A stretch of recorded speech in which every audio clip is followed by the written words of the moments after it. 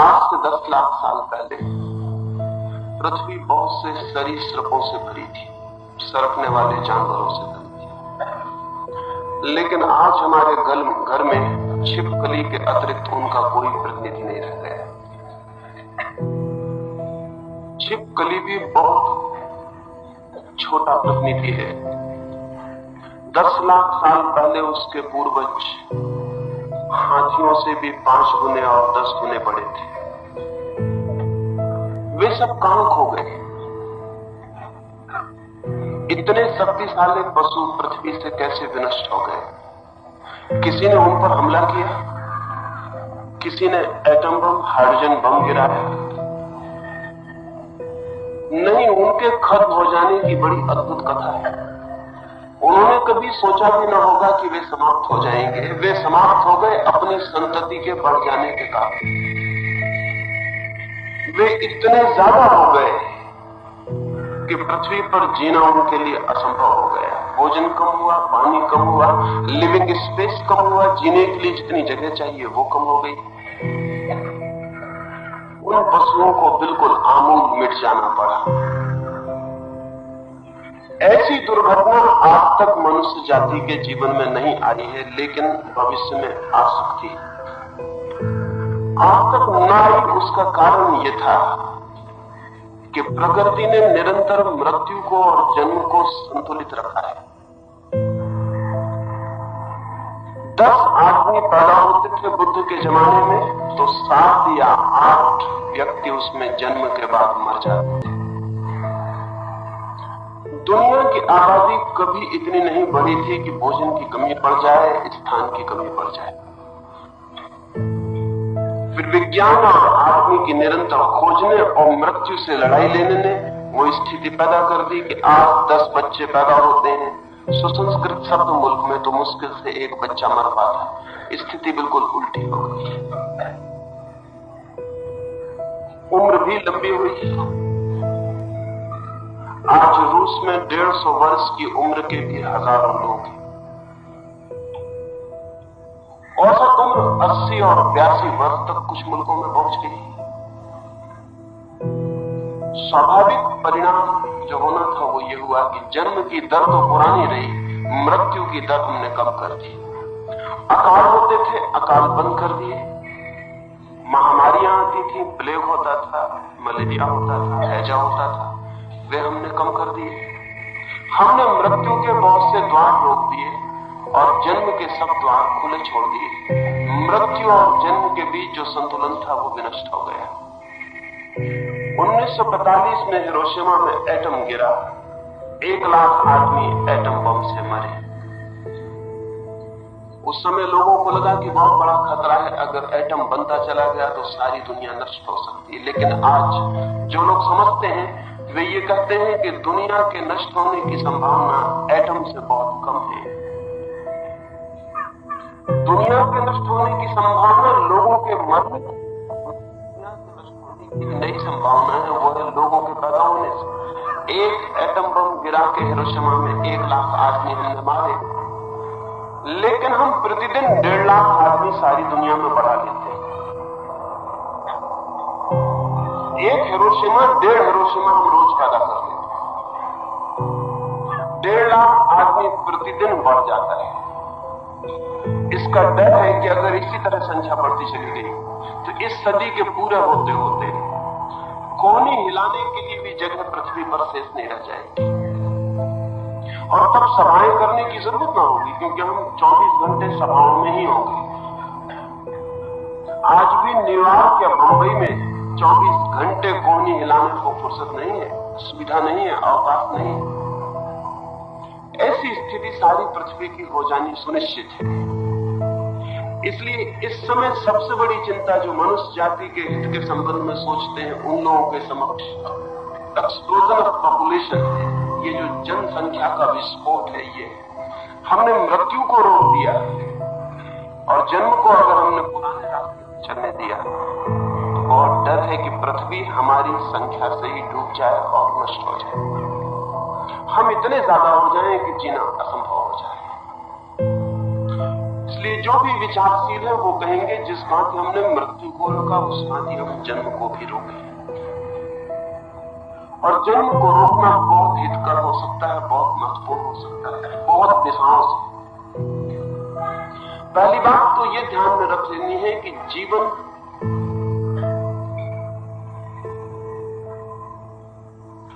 एक अवकाश चाहता है। जंगल में एक जानवर है, मुक्त मीलों के घेरे में घूमता है, दौड़ता है, उसे कटघरे में बंद कर दें और उसका विक्षिप्त होना शुरू हो जाता है। बंदर है, मीलों की यात्रा करते रहते हैं कि 50 बंदरों को एक मकान में बंद कर दें और उनका पागल होना शुरू हो जाता है। प्रत्येक बंदर को एक लिविंग स्पेस चाहिए, एक जगह चाहिए खुली जहां वो जी सके। अब बंबई में या न्यूयॉर्क में या वाशिंगटन में या मॉस्को में वो लिविंग स्पेस खो गई। छोटे छोटे कटघरों में आदमी बंद, एक एक घर में एक एक कमरे में 10-10, 12-12 लोग बंद हैं। वहीं वे पैदा होते हैं, वहीं वे मरते हैं, वहीं वे जीते हैं, वहीं वे भोजन करते हैं, वहीं वे बीमार होते हैं। एक एक छोटे कमरे में 10-10, 12-12, 15-15 लोग बंद हैं। अगर वे विक्षिप्त ना हो जाएं तो कोई आश्चर्य नहीं, अगर वे पागल ना हो जाएं तो कोई आश्चर्य नहीं। वे पागल होंगे ही, वे नहीं हो पा रहे हैं, यही आश्चर्य। इतने कम हो पा रहे हैं, यही आश्चर्य। मनुष्य को एक खुला स्थान चाहिए जीने के लिए, लेकिन संख्या अगर ज्यादा हो जाए तो खुला स्थान समाप्त हो जाएगा। हमें ख्याल नहीं, जब आप अकेले कमरे में होते हैं तब आप एक मुक्ति अनुभव करते हैं। 10 लोग आपके कमरे में सिर्फ बैठ जाएं, कुछ करें ना, आपसे बोले भी ना, आपको छुए भी ना, सिर्फ 10 लोग कमरे में बैठ जाएं और आपके मस्तिष्क पे एक अनजाना भार पड़ना शुरू हो जाता है। अभी मनोवैज्ञानिक कहते हैं कि चारों तरफ बढ़ती हुई भीड़, प्रत्येक व्यक्ति के मन पर एक अनजाना भार। आप एक रास्ते पे चल रहे हैं, अकेले में, कोई भी रास्ते पर नहीं है, तब आप दूसरे ढंग के आदमी होते हैं। और फिर उस रास्ते पर 2 आदमी एक बगल की गली से निकल के आ गए हैं, आप फौरन दूसरे आदमी हो जाते हैं। उनकी मौजूदगी आपके भीतर कोई तनाव पैदा कर देती। आप अपने बाथरूम में स्नान करते हैं तब आपने ख्याल किया आप वही आदमी नहीं होते जो आप अपने बैठक घर में होते हैं। बाथरूम में आप बिल्कुल दूसरे आदमी होते हैं। बूढ़ा भी बाथरूम में बच्चे जैसा उन्मुक्त हो जाता है। बूढ़े भी बाथरूम के आईने में बच्चों जैसी जीभें दिखाते हैं, मुंह चिढ़ाते हैं, नाच भी लेते हैं। लेकिन अगर पता चल जाए कि की होड़ से, कुंजी के छेद से कोई झांक रहा है तो वे फिर एकदम बूढ़े हो जाएंगे, उनका बचपन खो जाएगा, फिर वे सख्त और मजबूत और बदल जाएंगे। कुछ क्षण चाहिए जब हम बिल्कुल अकेले हो सके। मनुष्य की आत्मा के जो भी श्रेष्ठतम फूल हैं वे एकांत में और अकेले में ही खिलते हैं। काव्य हो, संगीत हो, परमात्मा की प्रतिध्वनि मिले, वो सब एकांत और अकेले में ही मिलती। आज तक जगत में भीड़ भाड़ में कोई श्रेष्ठ काम नहीं हो सका। भीड़ ने अब तक कोई श्रेष्ठ काम किया ही नहीं। जो भी जगत में श्रेष्ठ जन्मा है, कविता, चित्र, संगीत, परमात्मा, प्रार्थना, प्रेम, वो सब एकांत में और अकेले के फूल। लेकिन वे सब फूल मुरझा जाएंगे, मुरझा गए हैं, मुरझा रहे हैं, मिट जाएंगे। आदमी श्रेष्ठ से रिक्त हो जाएगा, क्योंकि भीड़ चारों तरफ से अनजाना दबाव डाले चली जाती है। सब तरफ आदमी है, सब तरफ आदमी है। और एक बहुत बड़ी मजे की बात है, आदमी जितने बढ़ते हैं उतना व्यक्तित्व कम हो जाता है। भीड़ में कोई आदमी इंडिविजुअल नहीं होता, व्यक्ति नहीं होता। भीड़ में नाम मिट जाता है, आइडेंटिटी मिट जाती है, तादाद मिट जाता है। आप कोई नहीं होते, भीड़ के एक अंग होते हैं। इसलिए भीड़ बुरे काम कर सकती है, अकेला आदमी उतने बुरे काम नहीं कर पाता। अगर किसी मस्जिद को जलाना है तो अकेला आदमी नहीं जला सकता, कितना ही पक्का हिंदू क्यों ना हो। और अगर किसी मंदिर में राम की मूर्ति तोड़नी है तो अकेला मुसलमान नहीं तोड़ सकता, कितना ही पक्का मुसलमान क्यों ना हो। भीड़ चाहिए। अगर बच्चों की हत्या करनी हो और स्त्रियों के साथ बलात्कार करना हो और आग लगानी हो जिंदा आदमियों में, तो अकेला आदमी लगाने में बहुत कठिनाई अनुभव करता होता है, लेकिन भीड़ एकदम सरलता से कर पाती। क्यों? क्योंकि भीड़ में कोई व्यक्ति नहीं रह जाता, और जब व्यक्ति नहीं रह जाता तो दायित्व, रिस्पॉन्सिबिलिटी भी विदा हो जाती। तब हम कह सकते हैं हमने नहीं किया, आप तो सिर्फ भीड़ में सम्मिलित थे। कभी आपने देखा हो अगर भीड़ तेजी से चल रही हो, नारे लगा रही हो, तो आप भी नारे लगाने लगते हैं और आप भी तेजी से चलने लगते हैं। तेजी से चलती भीड़ में आपके पैर भी तेज हो जाते हैं। नारा लगाती भीड़ में आपका नारा भी लगने लगता है। एडोल्फ हिटलर ने अपनी आत्मकथा में लिखा है कि शुरू में मेरे पास बहुत थोड़े लोग थे, 10-15 लोग ही थे, और 10-15 लोगों से कैसे एडोल्फ हिटलर हुकूमत तक पहुंचा, वो बड़ी अजीब कथा है। उसने लिखा है कि मैं अपने 15 लोगों को लेकर सभा में पहुंचता था, 15 लोगों को अलग अलग कोनों पर खड़ा कर देता था, और जब मैं बोलता था तो वे 15 लोगों को पता था कि कब ताली बजानी है। वे 15 लोग ताली बजाते थे, बाकी भीड़ उनके साथ हो जाती थी, बाकी भीड़ भी ताली बजाती थी। कभी आपने ख्याल किया कि जब आप ताली बजाते हैं भीड़ में, तो आप नहीं बजाते, भीड़ बजवा देती है। जब आप हंसते हैं भीड़ में, तो आप नहीं हंसते, भीड़ हंसवा लेती है। भीड़ संक्रामक है, वो कुछ भी करवा लेती है, क्योंकि वो व्यक्ति को मिटा देती है। वो जो व्यक्ति का आत्मा है, वो जो उसका अपना होना है, उसे पोंछ डालती है। अगर पृथ्वी पर भीड़ बढ़ती चली गई तो व्यक्ति विदा हो जाएंगे, भीड़ रह जाएंगी, व्यक्तित्व क्षीण हो जाएगा। क्षीण हुआ, खत्म हो जाएगा, मिट जाएगा। पूछा जा रहा है, यही सवाल नहीं है कि पृथ्वी आगे इतनी भीड़ को लेकर जीने में असमर्थ होगी। अगर हमने कोई उपाय भी कर लिया, समुद्र से खाना निकाल सकेंगे, क्योंकि मजबूरी होगी तो कोई उपाय खोजना पड़ेगा। समुद्र से खाना निकल सकेगा, हो सकता है हवाओं से भी खाना निकाला जा सके, और यह भी हो सकता है कि सूरज की किरणों से हम सीधा भोजन ग्रहण कर सकें। ये सब हो सकता है। सिंथेटिक फूड भी हो सकते हैं, सिर्फ गोलियां खा के भी आदमी जिंदा रह सके। आखिर भीड़ बढ़ती जाएगी तो भोजन का तो हम कोई हल कर लेंगे, लेकिन आत्मा का हल नहीं हो सकेगा। इसलिए मेरे सामने परिवार नियोजन जैसी चीज केवल आर्थिक मामला नहीं है, बहुत गहरे अर्थों में धार्मिक मामला है। भोजन तो जुटाया जा सकेगा, इतनी बहुत कठिनाई नहीं है। अगर भोजन की कठिनाई अगर लोग समझते हो तो बिल्कुल गलत समझते हैं। अभी समुद्र खाली पड़े हैं, अभी समुद्रों में बहुत भोजन है, और वैज्ञानिक प्रयोग ये कह रहे हैं कि समुद्रों के पानी से बहुत भोजन निकाला जा सकता है। आखिर मछली समुद्र से भोजन ले रही है, लाखों तरह के जानवर समुद्र से भोजन ले रहे हैं पानी से, तो पानी से हम भी भोजन निकाल सकते हैं। आखिर मछली को हम खा लेते हैं तो हमारा भोजन बन जाता है, और मछली ने जो भोजन लिया वो पानी से लिया। अगर हम एक मशीन बना सके जो मछली का काम कर सके, तो पानी से हम सीधा भोजन पैदा कर लेंगे। आखिर मछली भी एक मशीन का काम करती है।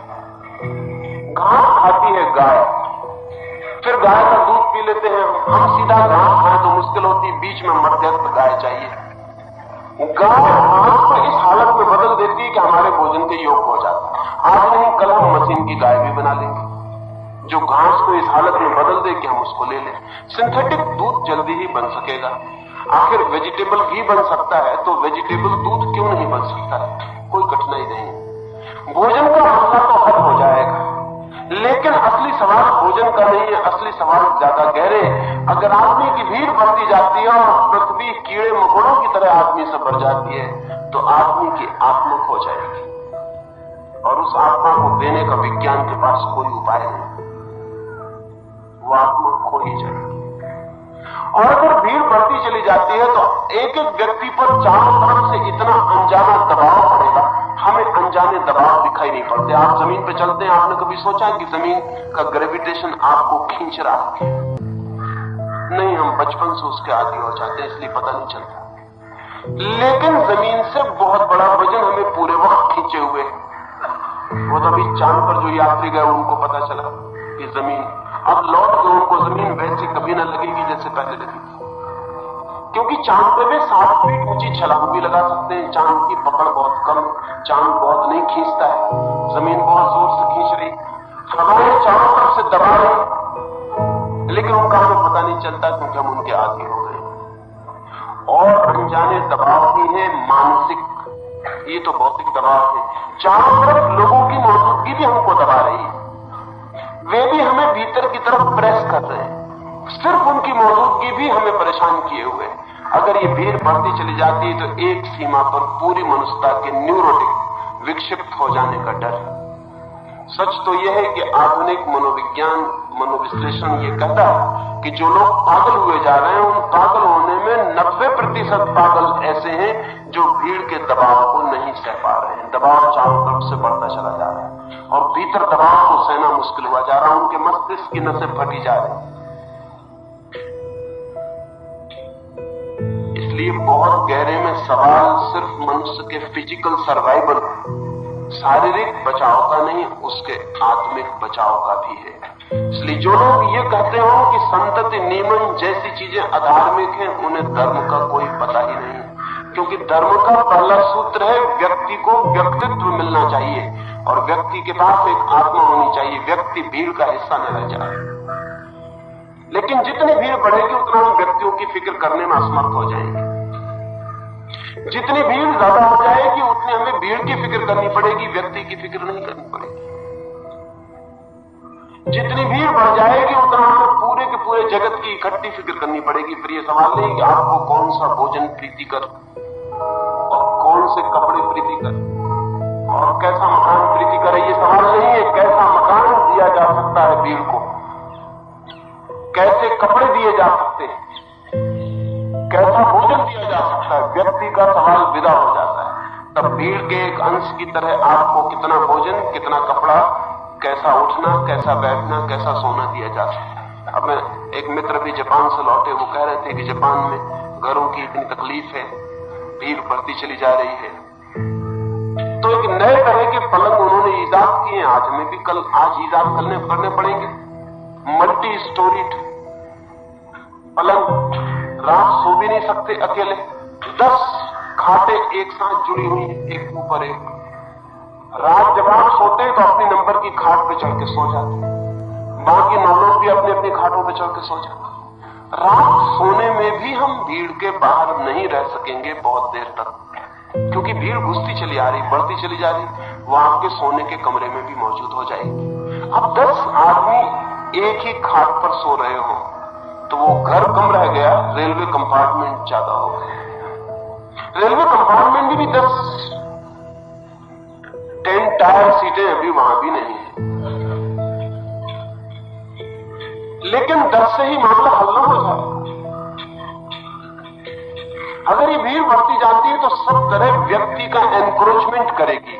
वो जो व्यक्ति है उसको सब तरफ से घेरेगी, सब तरफ से बंद करेगी, और हमें ऐसा कुछ करना पड़ेगा कि जिसमें धीरे धीरे व्यक्ति खोता ही चला जाए, उसकी चिंता ही बंद कर देनी पड़ेगी। मेरी दृष्टि में मनुष्य की संख्या का विस्फोट, जनसंख्या का विस्फोट बहुत गहरे अर्थों में धार्मिक सवाल, सिर्फ भोजन का आर्थिक सवाल नहीं। दूसरी बात ध्यान देने जैसी है और वो ये सोचने जैसा है कि आदमी ने अब तक जो भी जीवन की व्यवस्था की थी, समाज की जो व्यवस्था की थी, वे सारी परिस्थितियां बदल गई हैं, लेकिन हम पुरानी व्यवस्था से चिपटे चले जाते हैं, जबकि परिस्थितियां सारी बदल गई हैं। अब कोई परिस्थिति वही नहीं रह गई है जो आज से 5000 साल पहले मनु के जमाने में थी। जब परिस्थितियां बदल जाती हैं तब भी नियम पुराने ही चलते चले जाते हैं। आज भी घर में एक बच्चा पैदा होता है तो हम बैंड बाजा बजाते हैं, झंडी लगाते हैं, संगीत का इंतजाम करते हैं, शोरगुल करते हैं, प्रसाद बांटते हैं।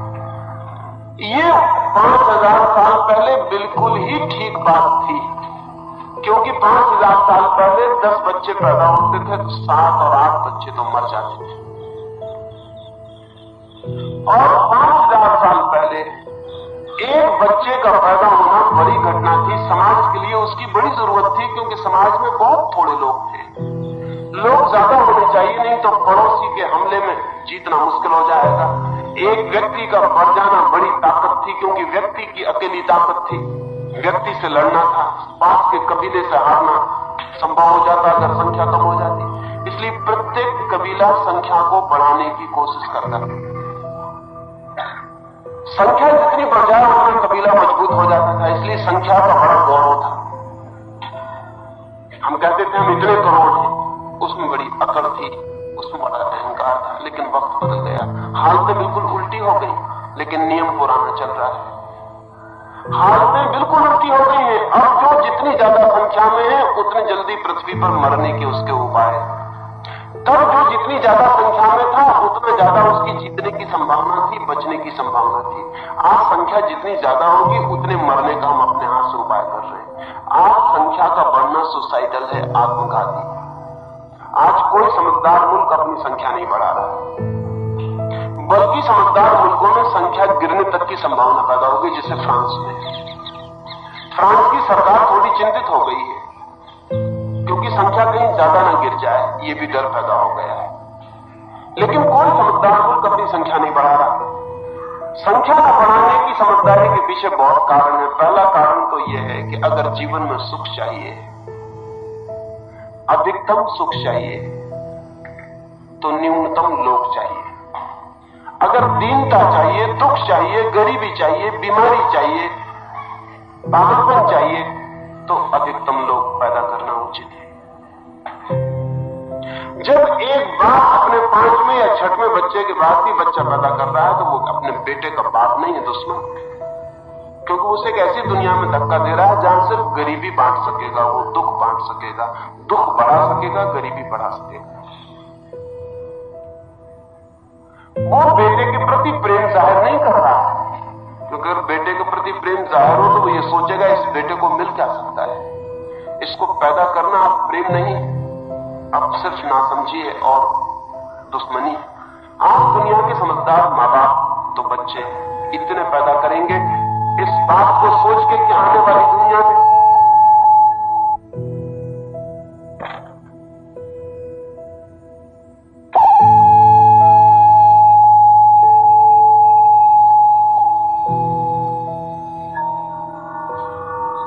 संख्या सुख की दुश्मन हो सकती है। कभी संख्या सुख की मित्र थी, कभी संख्या बढ़ने से सुख बढ़ता था, आज संख्या बढ़ने से दुख बढ़ता है। स्थितियां बिल्कुल बदल गई हैं। आज जिन लोगों को भी इस जगत में सुख की, मंगल की कामना है, उन्हें ये चिंता करनी ही पड़ेगी कि संख्या निरंतर कम होती चली जाए। लेकिन हमारा एक देश है, हम अपने को अभागा मान सकते हैं, हमें उसका कोई भी बोध नहीं, हमें उसका कोई भी ख्याल नहीं।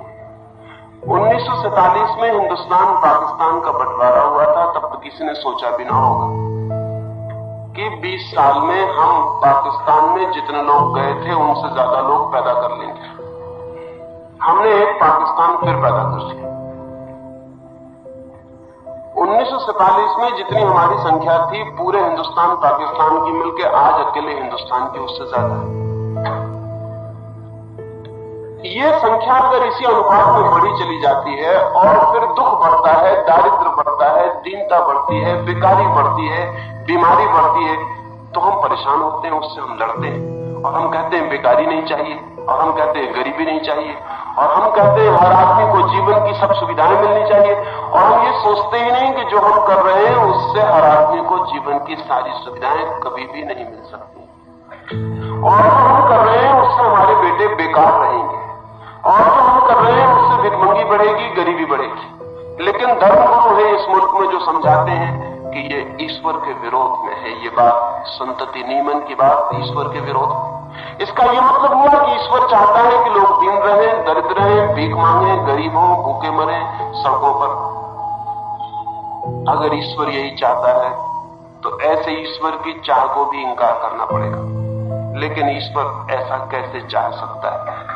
लेकिन धर्मगुरु चाह सकते हैं, क्योंकि एक बड़े मजे की बात है, दुनिया में जितना दुख हो धर्मगुरु की दुकान उतनी ही ठीक से चलती है। दुनिया में सुख हो तो उसकी दुकान चलनी बंद हो जाती है। धर्मगुरु की दुकान दुनिया के दुख पर निर्भर है। सुखी और आनंदित आदमी धर्मगुरु की तरफ नहीं जाता, स्वस्थ प्रसन्न आदमी धर्मगुरु की तरफ नहीं जाता। दुखी, बीमार, परेशान धर्मगुरु की तलाश करता है। हाँ, सुखी और आनंदित आदमी धर्म की खोज कर सकता है, लेकिन धर्मगुरु की नहीं। सुखी और आनंदित व्यक्ति अपनी तरफ से सीधा परमात्मा की खोज पर जा सकता है, लेकिन किसी का सहारा मांगने नहीं जाता।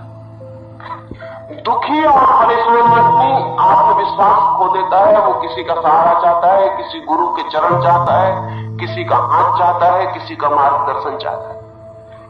दुनिया में जब तक दुख है तभी तक धर्म गुरु टिक सकता है। धर्म तो टिकेगा सुखी हो जाने के बाद भी, लेकिन धर्म गुरु के टिकने का कोई उपाय नहीं। इसलिए धर्म गुरु चाहेगा कि दुख खत्म ना हो जाए, दुख समाप्त ना हो जाए। अजीब अजीब धंधे हैं। मैंने सुना है एक रात एक होटल में बहुत देर तक कुछ मित्र आके शराब पीते रहे, भोजन करते रहे। आधी रात वे विदा होने लगे तो मैनेजर ने होटल के अपनी पत्नी से कहा कि ऐसे भले लोग, ऐसे प्यारे लोग, ऐसे दिल फेंक लोग, ऐसे खर्च करने वाले लोग अगर रो जाएं तो हमारी जिंदगी में आनंद ही आनंद हो जाए। चलते वक्त मेहमानों से उसने कहा कि आप कभी कभी आया करें, बड़ी कृपा रही आप आए, हम बड़े आनंदित हुए। जिस आदमी ने पैसे चुकाए थे उसने कहा भगवान से प्रार्थना करना हमारा धंधा ठीक चले, हम रोज आते रहेंगे। मैनेजर ने पूछा लेकिन आपका धंधा क्या है? उसने कहा ये मत पूछो, तुम तो सिर्फ प्रार्थना करना कि हमारा धंधा ठीक चलता है। फिर भी उसने कहा कृपा कर बता तो दें कि धंधा आपका क्या है? उसने कहा मैं मरघट पे लकड़ी बेचने का काम करता हूं, हमारा धंधा रोज चलता रहे, हम बराबर आते रहे। कभी कभी ऐसा होता है धंधा बिल्कुल ही नहीं चलता, कोई गांव में मरता ही नहीं, लकड़ी नहीं बिकती। जिस दिन गांव में ज्यादा लोग मरते हैं उस दिन लकड़ी ज्यादा बिक जाती, धंधा ठीक चल जाता, हम चले जाते। आपने सुना होगा ना, डॉक्टर भी कहते हैं जब मरीज ज्यादा होते हैं तो वो कहते हैं सीजन चल रहा है।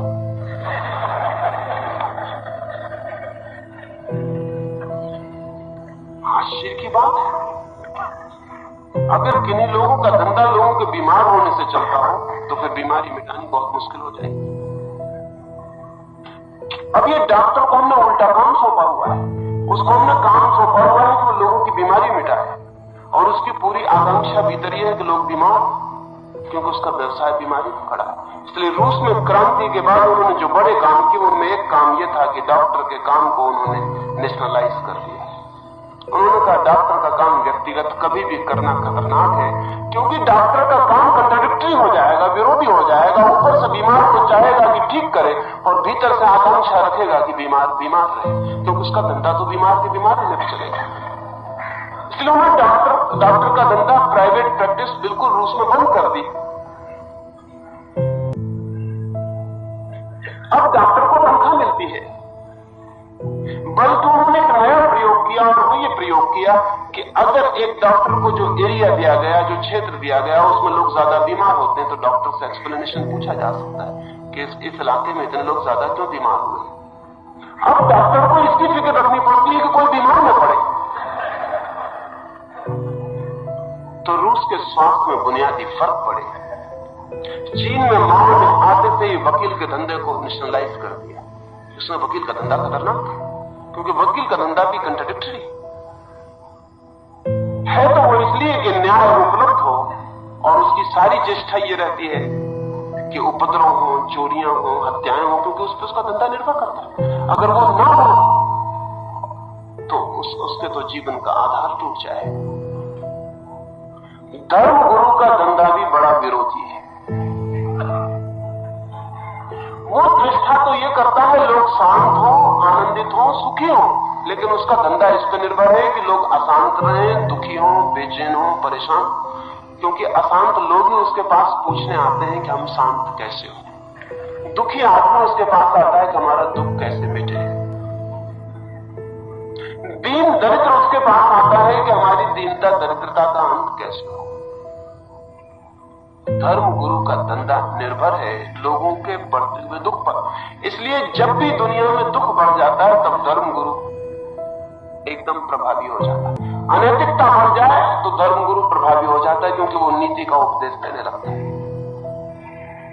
धर्म गुरु का निर्भर ही इस बात पर है, इसलिए धर्म गुरु तो विरोध करेगा। वो कहेगा कि नहीं, अगर लोग कम होंगे, सुखी हो सकेंगे तो बड़ी मुश्किल हो जाएगी। और भी एक ध्यान रखने की बात है कि धर्मगुरु सारी बातों को ईश्वर पर थोप देता है, और सारे दुनिया के सब धर्मगुरुओं ने सब बातें ईश्वर पर थोप दी हैं। और ईश्वर कभी गवाही देने आता नहीं कि उसकी मर्जी क्या है, तो वो क्या चाहता है, उसकी क्या इच्छा है। इंग्लैंड और जर्मनी अगर युद्ध में हो तो इंग्लैंड का धर्मगुरु समझाता है कि ईश्वर की इच्छा है इंग्लैंड को जिताना, और जर्मनी का धर्मगुरु समझाता है कि ईश्वर की इच्छा है जर्मनी को जिताना। जर्मनी में उसी भगवान से प्रार्थनाएं की जाती हैं कि अपने देश को जिताओ, और इंग्लैंड में पादरी और पुरोहित प्रार्थना करता है कि हे भगवान अपने देश को जिताओ। ईश्वर की इच्छा पर हम अपनी इच्छा थोपते रहे। ईश्वर बेचारा बिल्कुल चुप है, उसका कुछ पता नहीं चलता कि उसकी इच्छा क्या है। अच्छा हो कि हम ईश्वर पर अपनी इच्छाएं न थोपें, बल्कि हम जीवन को सोचें, समझें और वैज्ञानिक रास्ता निकालें। ये भी ध्यान में रखने योग्य है कि जितना समाज समृद्ध होता है उतने कम बच्चे पैदा करता है, गरीब समाज ज्यादा बच्चे पैदा करता है। दीन और दरिद्र और भिखारी समाज और ज्यादा बच्चे पैदा करता है। कुछ कारण है। जितना कोई समृद्ध होता जाता है, आपने कभी न सुना होगा, अक्सर तो होता है, हिंदुस्तान में अक्सर होता है कि बड़े आदमी को अक्सर बेटे गोद लेना पड़ते हैं। जितना समृद्ध कोई होता चला जाता है उतने बच्चे कम पैदा होते हैं। जितना दुखी दीन दरिद्र होता है उतने ज्यादा बच्चे पैदा होते हैं। कुछ कारण है। कारण यह है कि दुखी दीन दरिद्र जीवन की और किसी मनोरंजन और किसी सुख की सुविधा न होने से आदमी सिर्फ सेक्स और यौन में ही सुख लेने लगता है, और कोई उपाय नहीं। एक अमीर संगीत भी सुनता है, साहित्य भी पढ़ता है, चित्र भी देखता है, टेलीविजन भी देखता है, घूमने भी जाता है, पहाड़ की यात्रा भी करता है, उसकी शक्ति बहुत दिशाओं में बह जाती है। एक गरीब आदमी के पास शक्ति बहने का कोई उपाय नहीं रहता, उसके मनोरंजन का कोई उपाय नहीं, क्योंकि सब मनोरंजन खर्चीले। सिर्फ एक सेक्स ऐसा मनोरंजन है जो मुफ्त उपलब्ध है। इसलिए गरीब आदमी बच्चे इकट्ठे करता चला जाता है, वो बच्चे पैदा करता चला जाता है। गरीब आदमी इतने बच्चे इकट्ठा कर लेता है कि और गरीबी बढ़ती चली जाती है, एक विषय सर्कल पैदा हो जाता है। गरीब ज्यादा बच्चे पैदा करता है, गरीब के बच्चे और गरीब होते हैं, वे और बच्चे पैदा करते जाते हैं, और देश गरीब से गरीब होता चला जाता है। किसी न किसी तरह गरीब आदमी की इस भ्रामक स्थिति को तोड़ना जरूरी है। इसे तोड़ना ही पड़ेगा, अन्यथा गरीबी का कोई पारावार न रहेगा। गरीबी इतनी बढ़ जाएगी कि जीना असंभव हो जाएगा। इस देश में तो बढ़ी गई है और जीना करीब करीब असंभव। कोई मान ही नहीं सकता कि हम जी रहे हैं।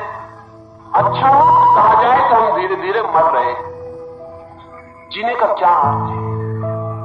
जीने का इतना ही अर्थ है कि हम एग्जिस्ट करते हैं, हमारा अस्तित्व है।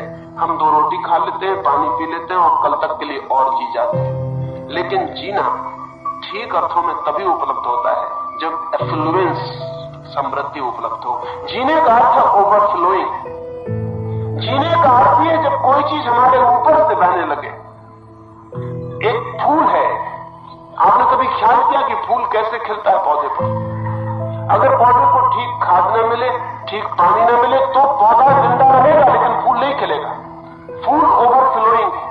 जब पौधे में इतनी शक्ति इकट्ठी हो जाती है कि अब पत्तों को, जड़ों को, शाखाओं को कोई जरूरत नहीं रह जाती, कुछ अतिरिक्त जब पौधे के पास इकट्ठा हो जाता है तब फूल खिलता है।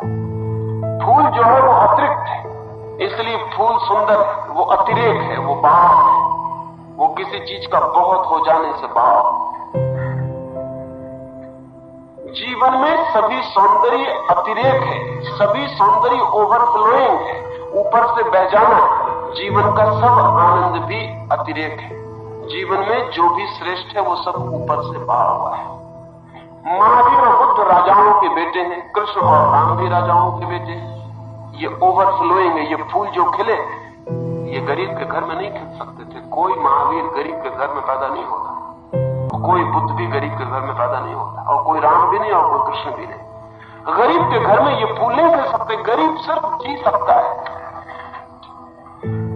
उसका जीना इतना न्यूनतम है कि उसमें फूल खिलने का उपाय नहीं। वो गरीब पौधा है, वो किसी तरह जी लेता है, किसी तरह उसके पत्ते भी हो जाते हैं, किसी तरह शाखाएं भी निकल आती हैं।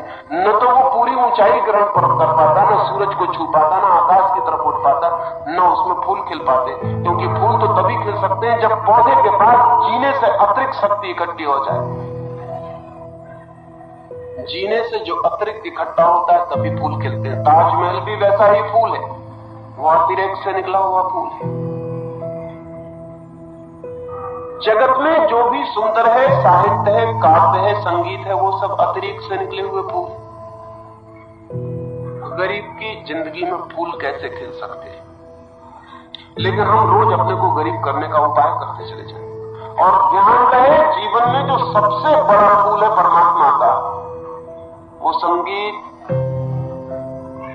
साहित्य, काव्य और चित्र और जीवन के छोटे आनंद से भी ज्यादा जब शक्ति ऊपर इकट्ठी होती तब वो परम फूल खिलता है परमात्मा का। लेकिन गरीब समाज उस फूल के लिए कैसे उपाय बना सकता है? गरीब समाज रोज दीन होता है, रोज ही होता चला जाता है। गरीब बाप जब 2 बेटे पैदा करता है तो अपने से दुगने गरीब पैदा कर जाता है, उसकी गरीबी भी बढ़ जाती है। हिंदुस्तान कई सैकड़ों सालों से अमीरी नहीं बांट रहा है, सिर्फ गरीबी बांट रहा है। जब एक बाप अपने 4 बेटों में विभाजन करता है तो बाप की संपत्ति नहीं बढ़ती, संपत्ति तो है ही नहीं।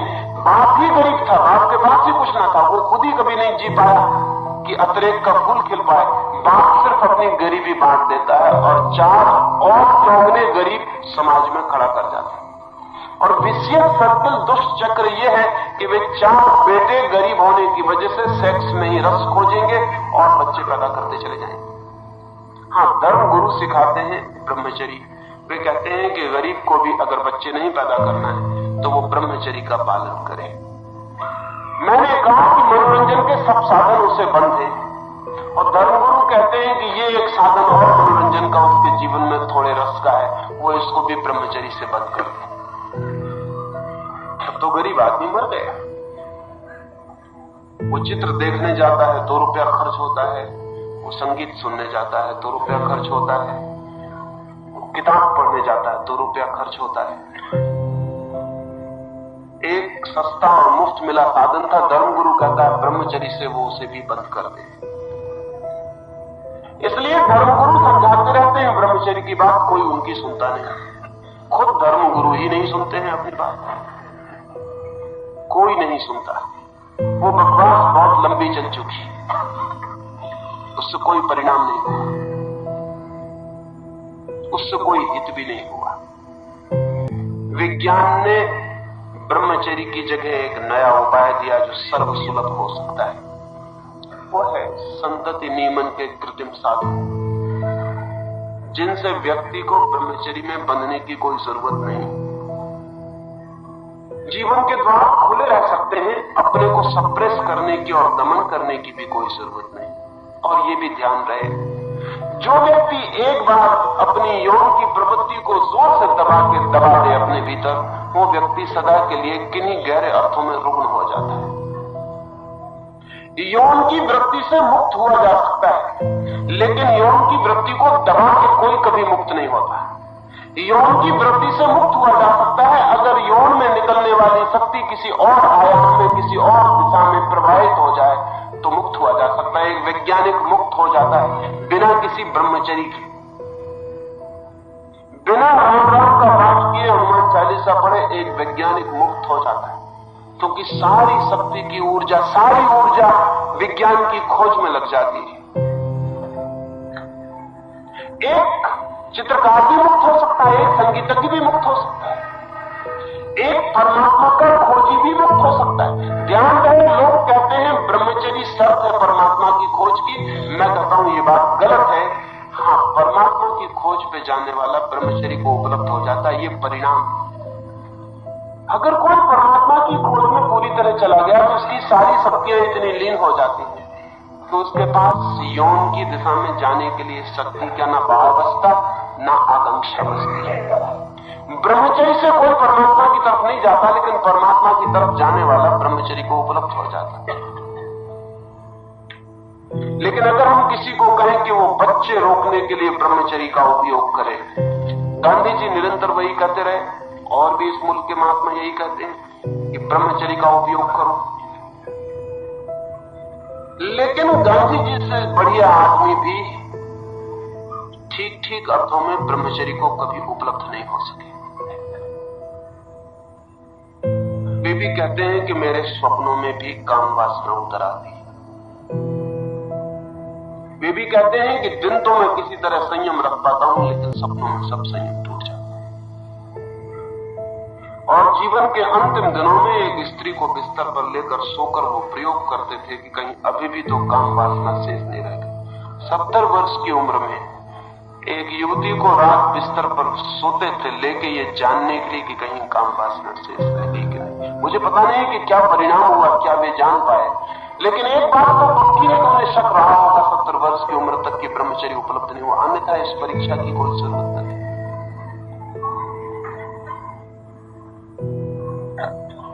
ब्रह्मचर्य की बात एकदम अवैज्ञानिक, अव्यावहारिक है। कृत्रिम साधन का उपयोग किया जा सकता है और मनुष्य के चित्त पर बिना कोई दबाव दिए उसका उपयोग किया जा सकता है। कुछ प्रश्न हैं जो उठाए जाते हैं, उनके भी मैं उत्तर देना पसंद करूंगा।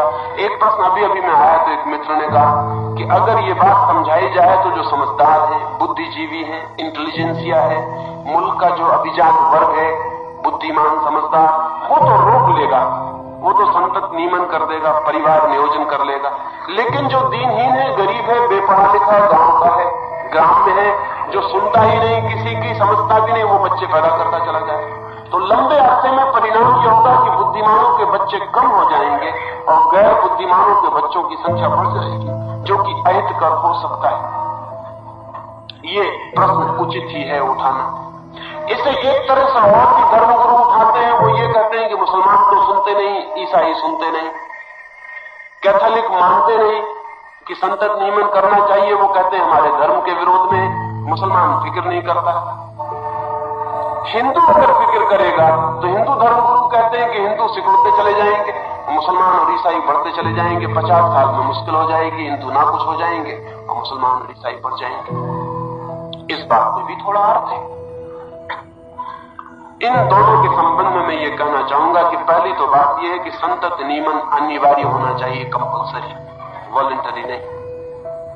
जब तक हम एक एक आदमी को समझाने की कोशिश करेंगे कि तुम्हें संतत नियमन करवाना चाहिए, तब तक इतनी देर हो चुकी होगी कि संतत नियमन का कोई अर्थ नहीं रह जाएगा।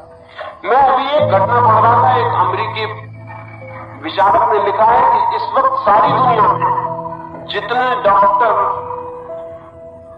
परिवार नियोजन में सहयोगी हो सकते हैं, अगर वे सबके सब लाके भी एशिया में लगा दिए जाएं और वे बिल्कुल न सोएं, सुबह से लेकर दूसरी सुबह तक ऑपरेशंस करते रहें, तो भी एशिया को उस स्थिति में लाने के लिए जहां जनसंख्या सीमा में आ जाए 500 वर्ष लगेंगे। और 500 वर्षों में तो हमने इतने पैदा कर दिए होंगे बच्चे कि जिसका कोई हिसाब नहीं रह जाएगा। तो भी संभावना ही नहीं है। सारे दुनिया के डॉक्टर एशिया में लाके लगाए नहीं जा सकते, और लगा भी दिए जाए तो 500 वर्षों में ये संभावना अगर हो पाए तो 500 वर्षों में हम खाली थोड़ी बैठे रहेंगे, हम प्रतीक्षा थोड़ी करते रहेंगे 500 वर्षों तक कि जब आपके 500 वर्ष पूरे हो जाए तब तक हम चुप बैठे रहेंगे। 500 वर्षों में हम क्या कर डालेंगे?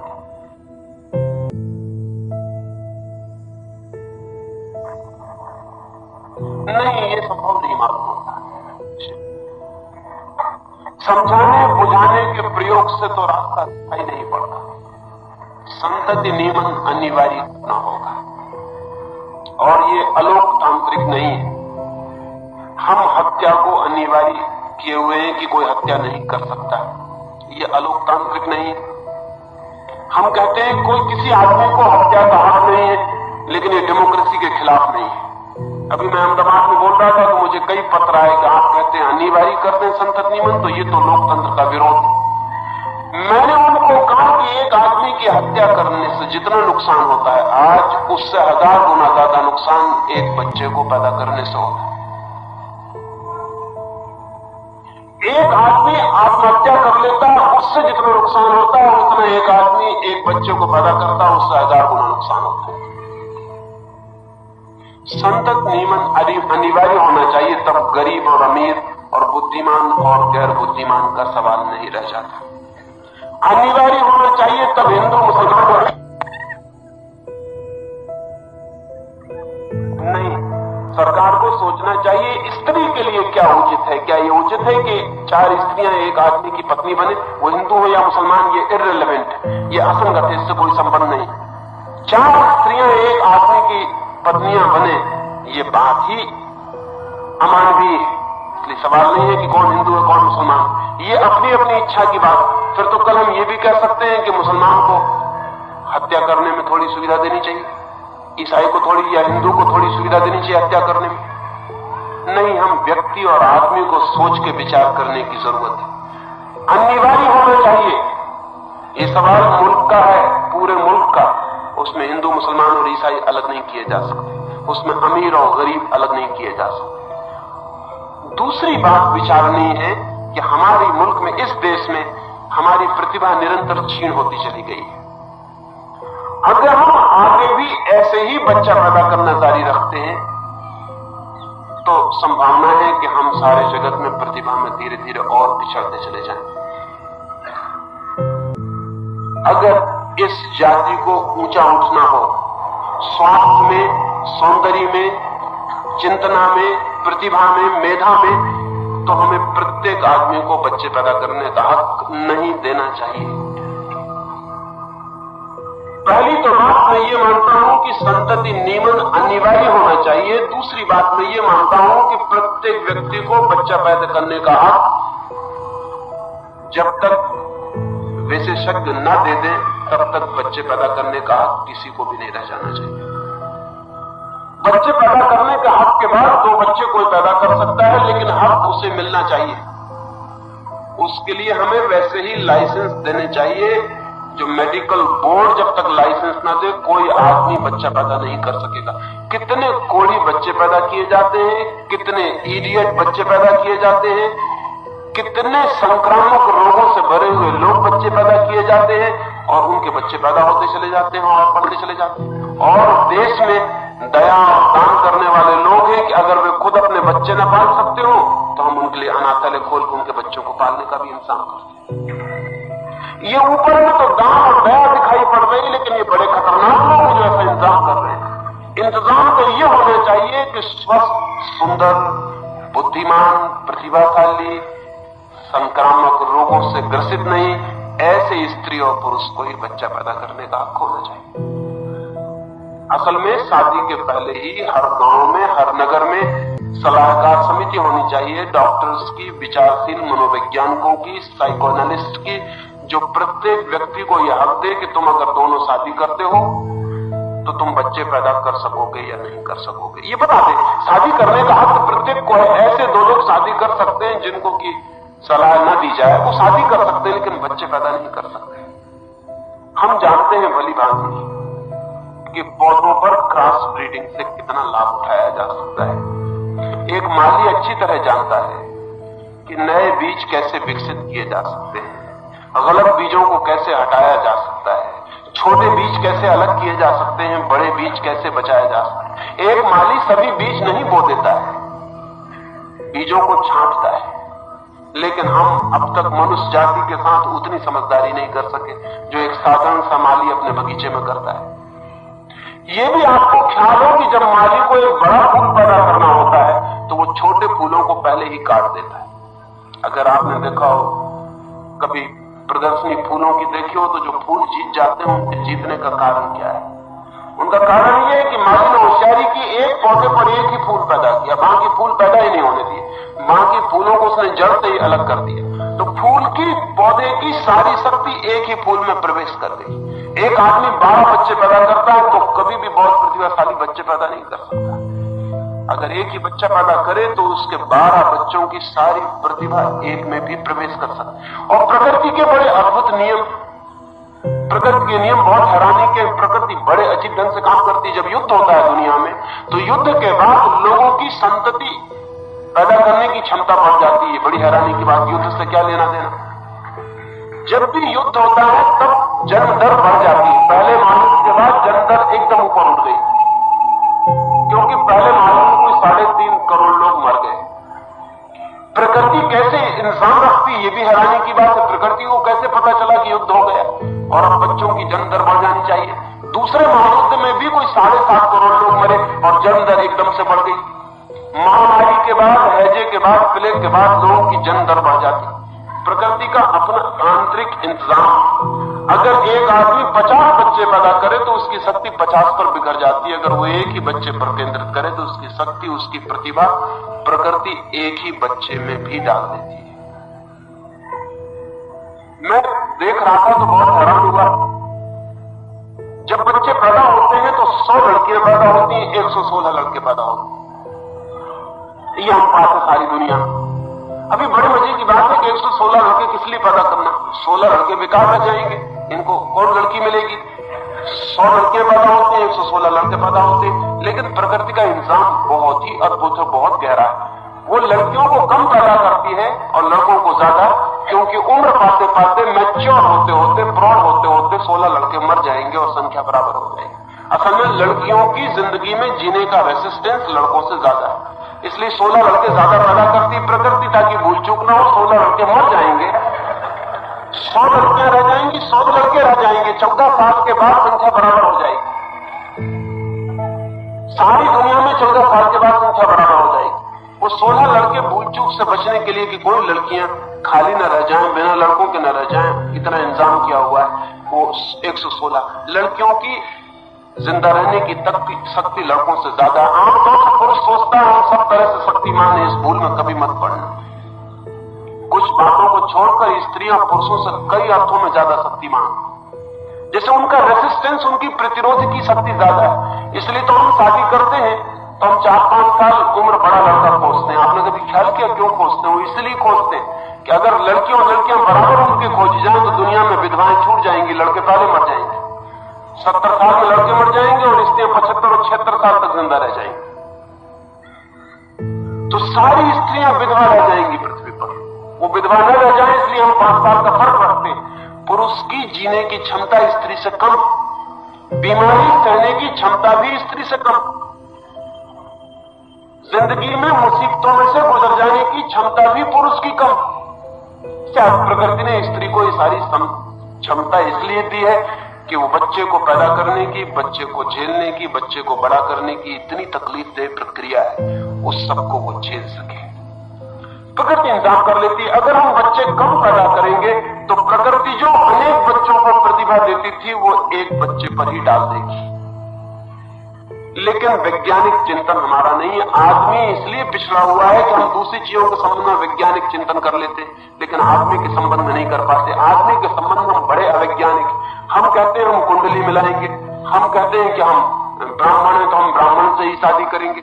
विज्ञान तो कहता है कि शादी जितनी दूर हो उतने अच्छे बच्चे पैदा होंगे। अगर अंतर जातीय हो तो बहुत अच्छा, अगर अंतरदेशीय हो तो और अच्छा, अगर अंतरराष्ट्रीय हो तो और अच्छा, और अगर आज नहीं कल मंगल या कहीं आदमी मिल जाए तो अंतरग्रही इंटरप्लेनेटरी हो तो और अच्छा। क्योंकि हम जानते हैं भलीभांति कि अगर अंग्रेज सांड लाया जाए, हिंदुस्तानी गाय हो, तो जो बच्चे पैदा होते हैं उनका मुकाबला नहीं। वो क्रॉस ब्रीडिंग जो बच्चे पैदा करती है उनका मुकाबला नहीं। कब हम आदमी के संबंध में समझ का उपयोग करेंगे? अगर हम समझ का उपयोग करेंगे तो जो हम जानवर के साथ कर रहे हैं वही समझ जो फूल के साथ कर रहे हैं आदमी के साथ भी करनी जरूरी है। ज्यादा अच्छे बच्चे पैदा किए जा सकते हैं, ज्यादा स्वस्थ, ज्यादा उम्र तक जीने वाले, ज्यादा शक्तिशाली, ज्यादा प्रतिभाशाली, लेकिन उसके लिए कोई व्यवस्थापन देने की जरूरत है। परिवार नियोजन मनुष्य के वैज्ञानिक संतति नियोजन का पहला कदम। अभी और कदम उठाने पड़ेंगे, ये तो सिर्फ पहला कदम, लेकिन इस पहले कदम से एक क्रांति हो जाती है। वो क्रांति आपके ख्याल में नहीं, वो मैं आपको कहना चाहता हूं। बड़ी जो क्रांति हो जाती है परिवार नियोजन की व्यवस्था से वो ये है, वो क्रांति ये है कि हम पहली दफे सेक्स को, यौन को संतति से तोड़ देते हैं। अब तक यौन संभोग का अर्थ था संतति का पैदा होना। अब हम दोनों को तोड़ देते हैं। अब हम कहते हैं कि संभोग हो सकता है, संतति के पैदा होने की कोई अनिवार्यता नहीं। यौन और संतति को हम 2 हिस्सों में तोड़ रहे हैं। ये बहुत बड़ी क्रांति है। इसका मतलब अंततः ये होगा कि अगर यौन से संतति के पैदा होने की संभावना नहीं है, यौन से हम संतति को अलग कर देते हैं, तो कल हम ऐसी संतति को भी पैदा करने की व्यवस्था करेंगे जिसका हमारे यौन से कोई संबंध ना हो। वो दूसरा कदम होगा।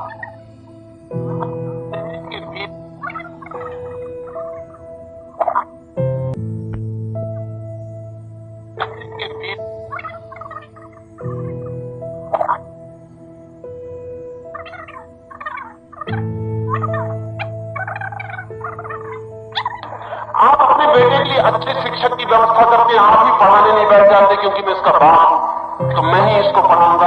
आप अपने बेटे के लिए अच्छा टेलर खोजते हैं, आप ही कमीज बनाने नहीं बैठ जाते कि मैं इसका बाप हूं। आप अपने बेटे के लिए अच्छा डॉक्टर खोजते हैं, आप ही ऑपरेशन नहीं करने लगते क्योंकि मैं इसका बाप हूं। तो आप अपने बेटे के लिए पहले दिन से अच्छा वीरिकण क्यों न खोजें। संतति नियमन का अंतिम परिणाम वो होने वाला है कि हम वीरिकणों के बाबत व्यवस्था कर सकेंगे। आइंस्टीन का वीरिकण उपलब्ध हो सकता हो, और एक आदमी के पास कितने वीरिकण, कभी आपने सोचा? एक संभोग में एक आदमी इतने वीरिकण खोता है, उससे 1 करोड़ बच्चे पैदा हो सकते हैं। और एक आदमी जिंदगी में अंदाजन 4000 बार संभोग करता है, यानी 4000 करोड़ बच्चे का बाप एक आदमी बन सकता है। एक आदमी के वीरिकण अगर संरक्षित हो सके तो एक आदमी 4000 करोड़ बच्चों का बाप बन सकता है। एक आइंस्टीन 4000 करोड़ बच्चों को जन्म दे सकता है। एक बुद्ध 4000 करोड़ बच्चों को जन्म दे सकता है।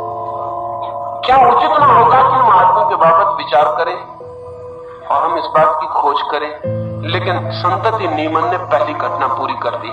हमने सेक्स को तोड़ दिया। हम कहते हैं कि बच्चे की फिक्र छोड़ दो, संभोग किया जा सकता है, संभोग का सुख लिया जा सकता है, बच्चे की चिंता की कोई जरूरत नहीं। जैसे ही ये बात स्थापित हो जाएगी, दूसरा कदम भी उठाया जा सकेगा, और वो ये कि अब तुम संभोग करते हो जिससे उससे ही बच्चा पैदा हो, तुम्हारे ही संभोग से बच्चा पैदा हो, ये भी अवैज्ञानिक है। हम और अच्छी व्यवस्था की जा सकती है, और अच्छा वीरिकण उपलब्ध किया जा सकता है, वैज्ञानिक व्यवस्था की जा सकती है, और तुम्हें वीरिकण मिल सकता है। क्योंकि अब तक हम उसको सुरक्षित नहीं रख सकते थे, अब तो सुरक्षित रखा जा सकता है। अब जरूरी नहीं है कि आप जिंदा हो तभी आपका बेटा पैदा हो, आपके मरने के 10,000 साल बाद भी आपका बेटा पैदा हो सकता है। इसलिए अब जल्दी करने की जरूरत नहीं कि मेरा बेटा मेरी जिंदा रहने में पैदा हो जाए, वो बाद में 10,000 साल बाद भी पैदा हो सकता है।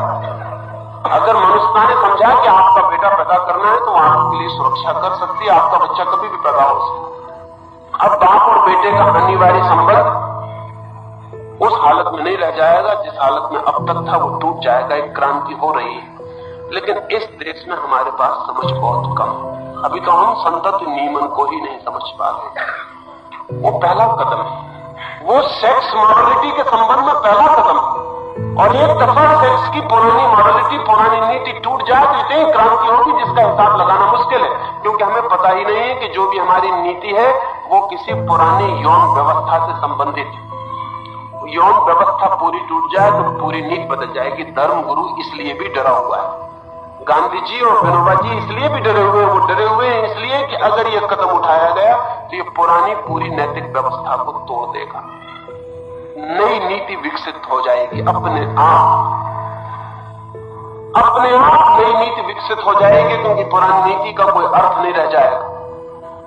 अब तक पुरुष के दबाव में थी स्त्री, और स्त्री को निरंतर दबाया जा सकता था। पुरुष अपने सेक्स के संबंध में स्वतंत्रता बरत सकता था क्योंकि उसको पकड़ना मुश्किल था। इसलिए पुरुष ने एक ऐसी व्यवस्था बनाई थी जिसमें स्त्री की पवित्रता का पूरा इंतजाम रखा था और अपनी स्वतंत्रता का पूरा इंतजाम रखा था। इसलिए स्त्री को सती होना पड़ता था, पुरुष को नहीं। इसलिए स्त्री के कुंवारे होने पर भारी बल था, पुरुष के कुंवारे होने की कोई चिंता न थी। इसलिए अभी भी माताएं और स्त्रियां कहती हैं कि लड़के तो लड़के हैं, लेकिन लड़कियों के संबंध में हिसाब अलग है। अगर संतति नियमन की बात पूरी होगी और होनी ही पड़ेगी तो लड़कियां भी लड़कों जैसी ही हो जाएंगी, मुक्त। उनको फिर बांधने और दबाने का उपाय नहीं। लड़कियां उपद्रव में पड़ जा सकती थी क्योंकि उनको गर्भ रह जा सकता था, पुरुष उपद्रव में नहीं पड़ता था क्योंकि उसको गर्भ का कोई डर न था। नई व्यवस्था ने लड़कियों को भी लड़कों की स्थिति में खड़ा कर दिया। पहली दफा स्त्री और पुरुष की समानता सिद्ध हो सकेगी, जो अब तक नहीं हो सकती थी। चाहे हम कितना ही चिल्लाते कि स्त्री और पुरुष समान और समान नहीं हो सकते थे, क्योंकि पुरुष स्वतंत्रता बरत सकता था बिना पकड़े जाने के डर के, स्त्री स्वतंत्रता नहीं बरत सकती थी। विज्ञान की व्यवस्था ने स्त्री को पुरुष के निकट खड़ा कर दिया। अब वे दोनों बराबर स्वतंत्र हैं। अगर पवित्रता निश्चित करनी है तो दोनों को समान निश्चित करनी पड़ेगी, और अगर स्वतंत्रता तय करनी है तो दोनों समान रूप से स्वतंत्र होंगे। बर्थ कंट्रोल, संतति नियमन के कृत्रिम साधन स्त्री को पहली बार पुरुष के समकक्ष बिठाते हैं। बुद्ध नहीं बिठा सके, महावीर नहीं बिठा सके, अब तक दुनिया का कोई महापुरुष नहीं बिठा सका स्त्री को। कहा हमने कि दोनों बराबर है, लेकिन वो बराबर हो नहीं सके क्योंकि उनकी एनाटॉमी, उनके शरीर की व्यवस्था, खासकर गर्भ की व्यवस्था कठिनाई में डाल देती थी। स्त्री कभी भी पुरुष की तरह स्वतंत्र नहीं हो सकती। आज पहली दफा स्त्री भी स्वतंत्र हो सकती। अब इसके दो ही अर्थ होंगे, या तो स्त्री स्वतंत्र की जाए या पुरुष की अब तक की जो स्वतंत्रता थी उसको पुनर्विचार किया जाए। सारी नीति को बदलना पड़ेगा। इसलिए धर्मगुरु परेशान है, अब मनु की नीति नहीं चल सकेगी क्योंकि सारी व्यवस्था बदल जाएगी। और इसलिए उनकी घबराहट स्वाभाविक है, लेकिन बुद्धिमान लोगों को समझ लेना चाहिए कि उनकी घबराहट, उनकी नीति को बचाने के लिए मनुष्यता की हत्या नहीं की जा सकती। उनकी नीति जाती हो कल तो आज चली जाए, लेकिन मनुष्यता का बचना ज्यादा महत्वपूर्ण और ज्यादा जरूरी है। मनुष्य रहेगा तो हम नई नीति खोज लेंगे, और मनुष्य न रहा तो मनु की और याज्ञवल्क्य की किताबें सड़ जाएंगी और गल जाएंगी और नष्ट हो जाएंगी, उनको कोई बचा भी नहीं सकता। परिवार नियोजन में मैं मनुष्य के भविष्य के लिए बड़ी क्रांति की संभावनाएं देखता हूं। इतना ही नहीं कि आप 2 बच्चों पर रोक लेंगे अपने को, बल्कि अगर परिवार नियोजन की फिलसफी, उसका पूरा दर्शन हमारे ख्याल में आ जाए तो हमें मनुष्य की पूरी नीति, पूरा धर्म, अंततः परिवार की पूरी व्यवस्था और अंतिम रूप से समाज का पूरा ढांचा बदल जाएगा। कभी छोटी चीजें सब बदल देती हैं जिनका हमें ख्याल नहीं होता। मैं परिवार नियोजन और कृत्रिम साधनों के पक्ष में हूं क्योंकि मैं अंततः जीवन को चारों तरफ से क्रांति से गुजरा हुआ देखना चाहता हूं। एक छोटी सी कहानी अपनी बात में पूरा कर दूंगा। चीन से एक आदमी ने जर्मनी में एक विचारक था, उसको एक छोटी सी पेटी भेजी, लकड़ी की पेटी। बहुत खूबसूरत खुदाव था उस पेटी पर। अपने मित्र को उसने वो पेटी भेजी, एक लेखक को, और कहा कि एक ही शर्त है मेरी